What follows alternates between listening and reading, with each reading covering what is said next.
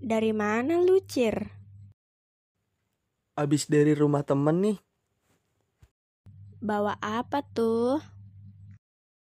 Ini nasi goreng. Kebetulan gue lihat tukang nasi goreng lewat di depan kampus itu tuh. Ngomong-ngomong soal kampus, lu tahu nggak tentang kampus serem yang ada di Indonesia? Gue pernah nonton tuh di YouTube soal kampus serem di Indonesia. Kalau nggak salah di channelnya Animasi Si Ocir. Dah, itu mah channel YouTube kita kali. Oh iya ya. Gimana kalau kita bahas beberapa kampus serem yang ada di Indonesia? Boleh tuh. Kuilah.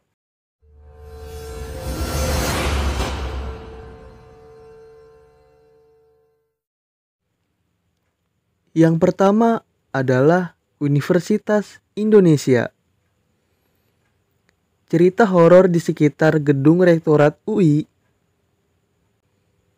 Konon katanya ada arwah penasaran gadis yang gantung diri. Ada banyak mahasiswa yang lewat di gedung Rektorat UI Depok melihat ada sosok gadis berjalan tertatih-tatih dengan kepala yang terkulai.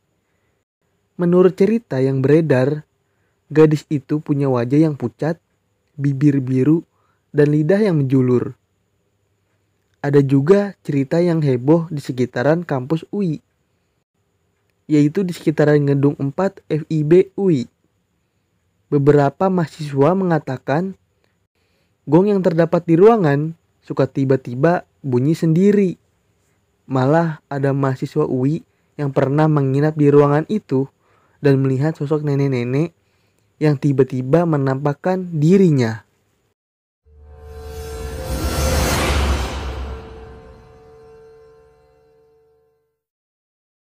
Yang kedua adalah Institut Teknologi Bandung atau ITB.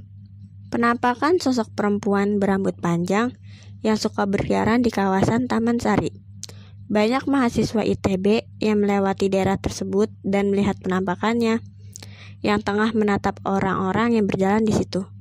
Gak cuma cerita itu saja, ada lagi pengalaman beberapa mahasiswa di tengah acara Fancy Night.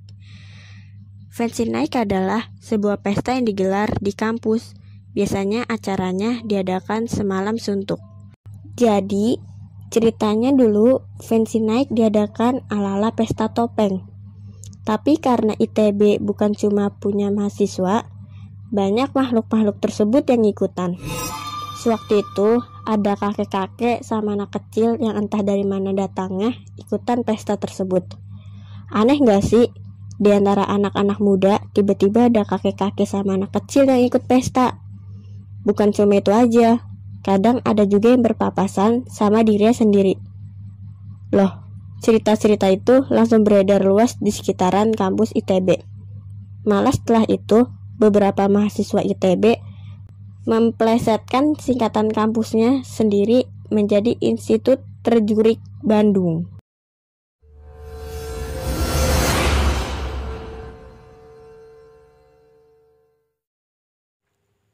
Yang ketiga adalah Institut Pertanian Bogor.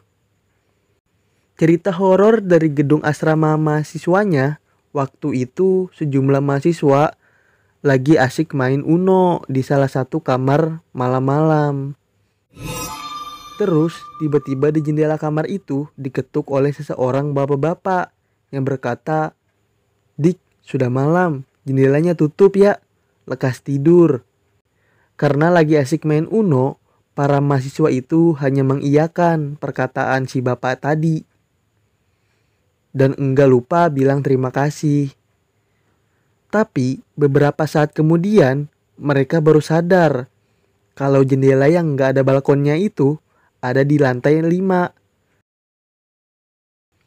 Jadi enggak mungkin ada orang lain yang bisa naik ke situ. Ada juga cerita yang terjadi di kamar asrama perempuan. Waktu itu beberapa mahasiswi yang sedang berkumpul ngobrol-ngobrol sampai larut malam. Terus tiba-tiba pintu kamar mereka diketuk dan orang yang di luar ngomong, "Saya orang sebelah."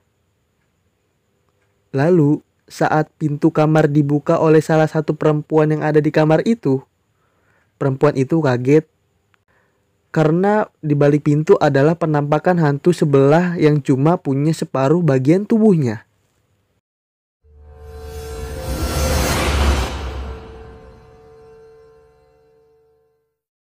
Yang keempat adalah Universitas Gadjah Mada atau UGM. Ada larangan buat nyanyi lagu Gugur Bunga di bundaran Fakultas Teknik di malam hari. Katanya, kalau kamu melanggar larangan itu, akan ada arwah pejuang yang ikut nyanyi bareng kamu. Selain itu, ada juga sosok hantu Mbak Yayu yang sering menampakkan diri dengan raut wajah yang linglung dan berkeliaran di sekitaran kampus. Menurut ceritanya, si Mbak Yayu ini dulunya mahasiswa yang skripsinya terus-terusan ditolak, sampai akhirnya frustasi dan nekat bunuh diri.